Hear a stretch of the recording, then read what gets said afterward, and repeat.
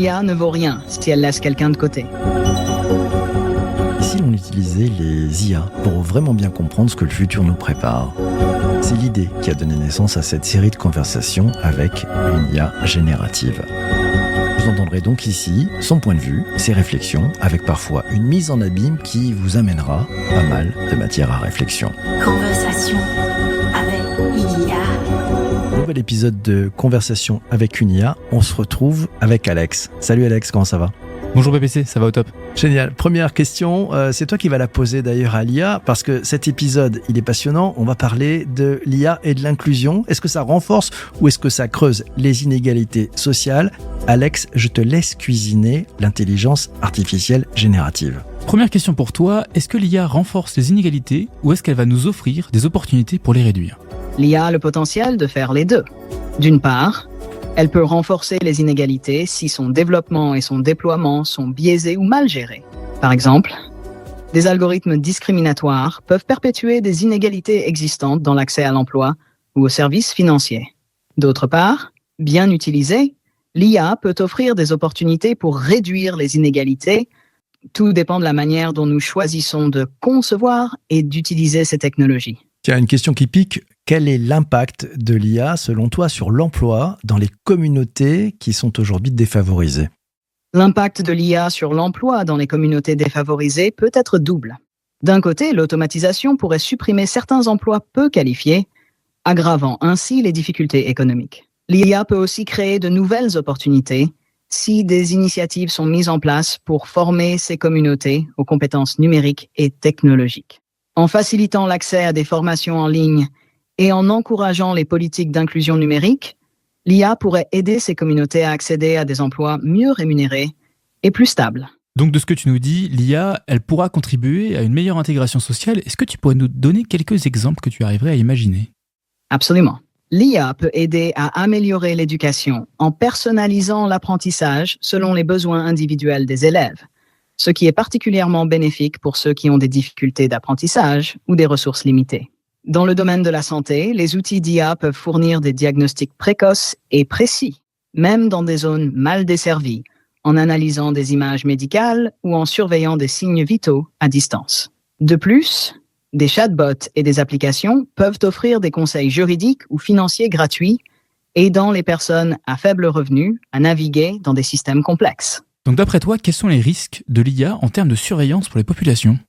L'IA peut accentuer les risques de surveillance excessive, notamment via des systèmes de reconnaissance faciale et des analyses de données massives. Ces technologies peuvent être utilisées pour surveiller en temps réel les mouvements et les comportements des individus, potentiellement violant leur vie privée. Dans des régimes autoritaires, cela peut mener à un contrôle social renforcé et à une répression accrue. Même dans des démocraties, l'utilisation abusive de ces technologies par des entreprises ou des gouvernements pourrait éroder les libertés civiles et créer une atmosphère de surveillance constante. Allez, question du verre à moitié plein. Comment l'IA peut-elle être utilisée pour promouvoir l'équité sociale? L'IA peut promouvoir l'équité sociale en diversifiant l'accès aux ressources et aux opportunités. Elle peut améliorer l'accès à l'éducation grâce à des plateformes d'apprentissage en ligne adaptées aux besoins individuels. En santé, l'IA peut aider à diagnostiquer et traiter des maladies dans des régions sous-médicalisées grâce à la télémédecine et aux outils de diagnostic automatisés. Les algorithmes peuvent aussi être utilisés pour détecter et corriger les biais dans les processus de recrutement, favorisant ainsi une plus grande diversité et inclusion sur le marché du travail. Comment on pourrait éviter que l'IA ne devienne un outil de discrimination pour la population? Pour éviter que l'IA ne devienne un outil de discrimination, il est crucial d'adopter plusieurs mesures. D'abord, il faut s'assurer que les données utilisées pour entraîner les algorithmes sont représentatives et exemptes de biais. Ensuite, il est important de mettre en place des audits réguliers des systèmes d'IA pour détecter et corriger les biais éventuels. La transparence dans le fonctionnement des algorithmes est également essentielle, permettant aux utilisateurs de comprendre et de contester les décisions prises par l'IA. Enfin, il faut promouvoir une réglementation stricte et des standards éthiques pour guider le développement et l'utilisation de l'IA, garantissant ainsi qu'elle soit utilisée de manière équitable et responsable. Martin Luther King, dans sa grande capacité à prendre du recul sur les choses, a dit un jour l'injustice quelque part, c'est une menace pour la justice partout. Comment ça s'applique à l'IA d'après toi ? La citation de Martin Luther King résonne particulièrement dans le contexte de l'IA. Si une IA est utilisée de manière injuste dans un domaine ou une communauté, cela peut créer un précédent dangereux et légitimer l'injustice ailleurs. Cela souligne l'importance de développer des IA éthiques et équitables dès le départ. Et d'après toi, quel rôle les législateurs d'IA devraient jouer pour garantir une technologie inclusive ? Les législateurs doivent jouer un rôle clé pour garantir que l'IA soit inclusive et équitable. Ils doivent établir des cadres réglementaires solides qui obligent à la transparence et à l'audit des systèmes d'IA pour détecter et corriger les biais. Ils devraient aussi promouvoir des standards éthiques et des lignes directrices pour le développement de l'IA en s'assurant que les technologies respectent les droits humains et la vie privée. Enfin, les législateurs doivent encourager la diversité dans les équipes de développement d'IA et soutenir des initiatives d'éducation et de formation pour que tous les segments de la population puissent bénéficier des opportunités offertes par l'IA. Allez, autre question, et là peut-être une question de prospective. Comment l'IA peut-elle améliorer l'accès à l'éducation et aux soins de santé dans les zones qui sont moins desservies ? Donne-nous quelques pistes et quelques idées un peu créatives pour trouver des solutions. Pour l'éducation, des plateformes d'apprentissage en ligne utilisant l'IA peuvent adapter le contenu aux besoins et au rythme individuel des élèves, permettant une expérience d'apprentissage personnalisée. Des tuteurs virtuels peuvent aider à combler les lacunes dans l'apprentissage en fournissant des explications supplémentaires et des exercices pratiques. Les outils de traduction basés sur l'IA peuvent aussi aider à surmonter les barrières linguistiques, rendant les ressources éducatives accessibles à un plus grand nombre de personnes. En ce qui concerne les soins de santé, l'IA peut faciliter la télémédecine, permettant aux patients dans des régions éloignées de consulter des médecins à distance via des plateformes en ligne. Pour conclure, si tu pourrais poser une question à Gabriel Attal, notre Premier ministre, ça serait quoi ? Quelles mesures allez-vous prendre pour assurer que l'IA soit utilisée de manière éthique et inclusive ? Alors, une fois que tu l'as posé cette question, ça serait quoi la stratégie que tu lui proposerais ? Je lui proposerai une stratégie en 3 volets : éducation, régulation et inclusion. D'abord, investir massivement dans l'éducation et la formation aux compétences numériques pour tous, afin de préparer la population aux métiers de demain.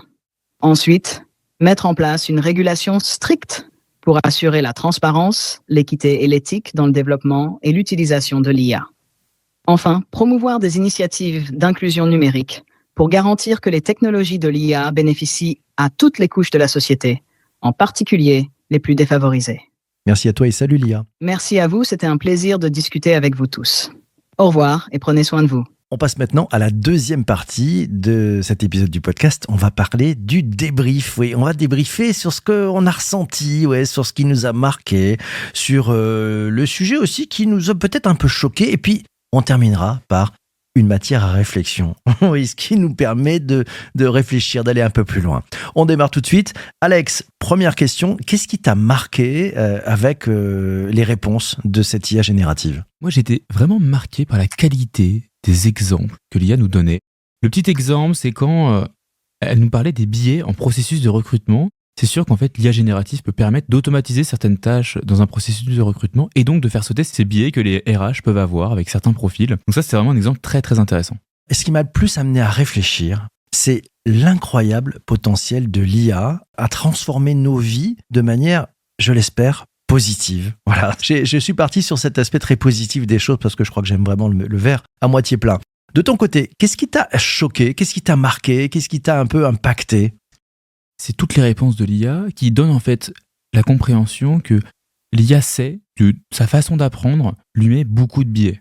Beaucoup de biais sur plein de choses. Et donc elle le pousse effectivement beaucoup du côté, il va falloir faire des audits réguliers des IA. Il va falloir pouvoir dire aux IA quand là elles ont donné une mauvaise réponse. Ça prouve vraiment en fait que l'IA elle-même le sait, que vu qu'elle a été éduquée avec des informations sur Internet dans lesquelles il y a énormément de biais, pour elle c'est un challenge de réussir à repartir sur une base neutre et ne plus avoir aucun biais en fonction des personnes.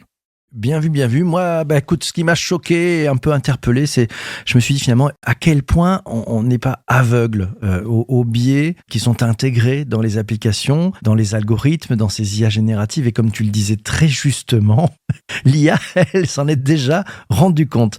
Allez, dernier point pour finir ce débrief, ce qui devrait nous faire réfléchir. Ton point de vue, est-ce qu'il y a un truc qui te dit, tiens, allez, en ayant écouté ce podcast, si je veux gamberger, réfléchir et pas rester statique et pas rester passif, qu'est-ce que tu dirais ? Pour moi, il faut écouter la partie où elle conseillait la stratégie Gabriel Attal sur l'IA pour la France. Sur l'axe du l'IA, c'est pour tout le monde, mais pour que l'IA soit pour tout le monde, il faut que tout le monde l'utilise de la meilleure façon possible. Et qu'on n'ait pas de la mauvaise consommation, de la mauvaise utilisation d'IA. Je pense vraiment que c'est très important de réfléchir à cette partie. C'est comment se dire, je vais donner la même chance à tout le monde, sachant qu'il y a des personnes qui peut-être travailleront avec de l'intelligence artificielle, mais d'une façon un peu moins réfléchie, un peu moins posée, et qui n'utilisera pas l'intelligence artificielle pour s'améliorer, pour devenir un collaborateur augmenté, mais plus comme un collaborateur désaugmenté à cause de l'intelligence artificielle. Ma réflexion, la matière à réflexion, bon, même si on a une régulation qui est, ça y est, enfin actée au niveau européen, c'est aussi peut-être qu'on fasse tous très attention, qu'on soit vigilants, qu'on mette en place dans les entreprises, autour de nous, dans nos vies perso comme dans nos vies pro, des moyens de s'assurer que l'IA ne sera pas uniquement réservée à une élite, mais au contraire qu'elle permettra d'intégrer le plus grand nombre de personnes. C'est très important, je crois qu'on ne peut pas avoir une société à plusieurs vitesses. Ça, c'est, je pense, une énorme transformation. On l'a vécu avec la transformation digitale, je pense que ça va beaucoup, beaucoup plus loin. Cet épisode passionnant est maintenant terminé. Alex, merci d'avoir été à mes côtés, c'était génial de le faire ensemble. Merci à toi PPC, c'était vraiment un super épisode, des réponses très très intéressantes de la part de l'IA, et je pense qu'on peut juste te dire maintenant, on a un bon futur, l'IA a quand même bien validé la stratégie qui est mise en France, donc voyons comment ça va évoluer, mais personnellement je m'inquiète pas, on a de la chance, l'Europe est là pour réguler. Merci à toi d'avoir écouté ce podcast jusqu'ici, on se retrouve très prochainement pour un nouvel épisode de Conversation avec une IA. N'oublie pas de t'abonner, ça fait plaisir, et puis si tu veux partager autour de toi, surtout ne te gêne pas. Ciao. À très bientôt, ciao.